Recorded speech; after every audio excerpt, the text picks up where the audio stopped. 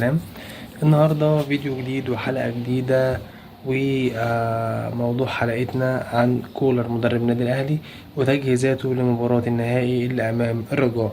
كولر يقوم براحة اللاعبين قبل مواجهة الوداد المغربي في ذهاب نهائي دوري أبطال أوروبا. يعني النهاردة شفنا الأهلي بيلاعب طلائع الجيش من غير حسين الشحات، أرقام كتير، أسامي كتير جدا النهاردة كانت غايبة.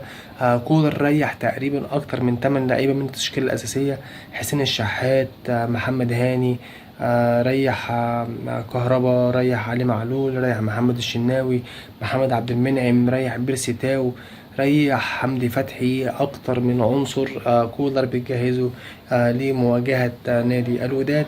وده لأن كولر عارف قيمة الوداد كويس. الوداد هو حامل اللقب.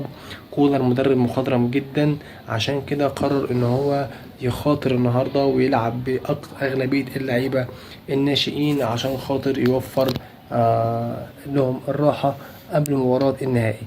لعيبة الأهلي بقالها فترة كبيرة جدا مضغوطة، سواء من ضغط مباريات أو ضغط نفسي.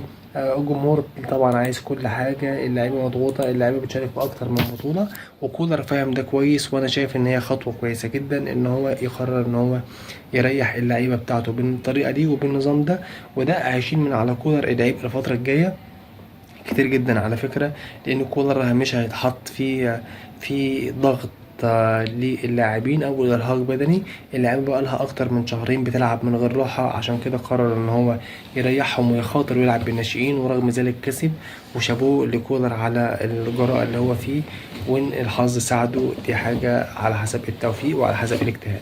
يا رب تكون الحلقه عجبتكم، واللي بنزله دايما يعجبكم. لو انت مهتم بالكوره والرياضه واخبار الرياضه ما تنساش اللايك والاشتراك في القناه وتفعيل الجرس عشان يوصلك كل جديد. وان شاء الله نتقابل في فيديو جديد مع بعض. سلام.